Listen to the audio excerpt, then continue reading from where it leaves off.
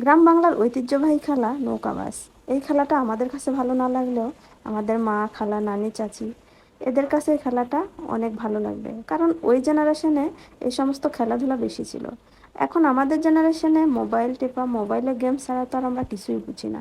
কিন্তু আমার মা, বাবা, খালা, নানা, চাচি এদের জেনারেশনে ওরা খেলাধুলা বেশি পছন্দ করতো, কারণ ওই সময় তো আর মোবাইল ছিল না। তারা সময় কাটাইতো, বিকেল হলেই তারা খেলায় অংশগ্রহণ করতো, ঘুরতে যেত। তাদের সময়টা ছিল অনেক রঙিন, অনেক সুন্দর। আর আমাদের এই জেনারেশনে এখন শুধু মোবাইল ফোন ছাড়া কিচ্ছু বুঝে না।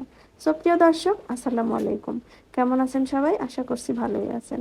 তো এই খেলাটা মূলত হচ্ছে আমার নানার দেশে, নাটোর জেলায় গুরুদাসপুর থানায় জোলাগাড়ি গ্রামে।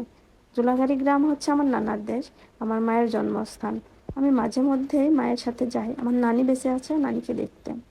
তো মামারা দাওয়াত করছিল, দাওয়াত খাইতে যায় এখন দেখি নৌকা বাইচ খেলা হচ্ছে।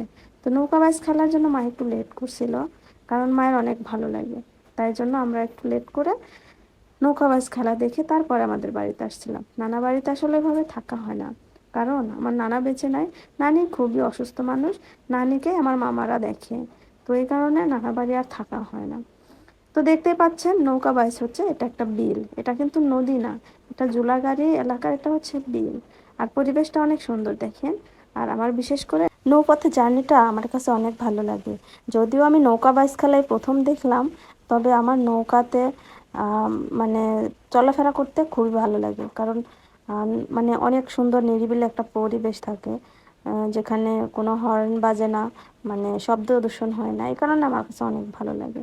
আমি যখন লক্ষ্মীপুরে যাই আমার নাটোর থেকে আমার শ্বশুরবাড়ি, তখন আমি বাস জার্নি করতে পারি না বলে আমাকে নৌপথে জার্নি করে আমাকে লক্ষ্মীপুর নিয়ে যায়। লঞ্চে জার্নিটা কারা কারা করছেন অবশ্যই জানাবেন।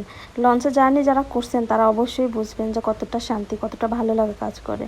আমরা যখন লঞ্চে যাতায়াত করি তখন একটা কেবিন নিয়ে নেই, তো সেখানে শুয়ে থাকো, বসে থাকো, মানে যেমনে পারি তেমনে থাকি। অনেক ভালো লাগে লঞ্চে জার্নি করতে এই কারণে। আর লঞ্চ জার্নিটা একটু নিরাপদ আছে বাস জার্নি চাইতেও। ট্রেন জার্নিটাও আমার কাছে অনেক ভালো লাগে, ট্রেন জার্নিটাও নিরাপদ। আসলে ভাগ্যে যেটা থাকবে ওটা হবেই, এটা বইলা লাভ নেই। দুর্ঘটনা আসলে মানুষের বলে কয়ে আসে না, হঠাৎ করেই হয়ে যায়। সো কথা বলতে বলতে ভুলেই গেছি যে নৌকা বাইচ খেলা দেখা লাগবে। তো আপনারা দেখতেই পাচ্ছেন আমি যতটুকু পারি ততটুকু আপনাদের দেখানোর ট্রাই করেছি, কারণ অনেকে এগুলো মিস করে যারা দেশের বাইরে থাকেন, আবার চাকরি সুবাদে অনেক দূরে থাকেন। গ্রামের ছেলেরা অনেকে গ্রামে বড় হয়ে উঠেছেন কিন্তু চাকরি সুবাদে অনেক দূরে থাকেন, তারা কিন্তু এই সমস্ত খেলাধুলা পছন্দ করেন। তো আমি এই কারণে ভিডিও ধারণ করে আপনাদেরকে দেখার সুযোগ করে দিয়েছি। যদি ভালো লেগে থাকে ভিডিওটি শেয়ার করে অন্যকে দেখার সুযোগ করে দিবেন, কারণ এই সমস্ত খেলাধুলা খুব বেশি একটা দেখা যায় না। আর কি বলবো গাইস, এই দেশের মানুষের আসলে অনেক শখ, অনেক শৌখিন মানুষ। তো আজকে নৌকা বাইচ খেলা দেখতে দেখতে চলে যাই। সবাই ভালো থাকবেন, সুস্থ থাকবেন, আমার জন্য মন থেকে দোয়া করে দিবেন। আল্লাহ হাফেজ।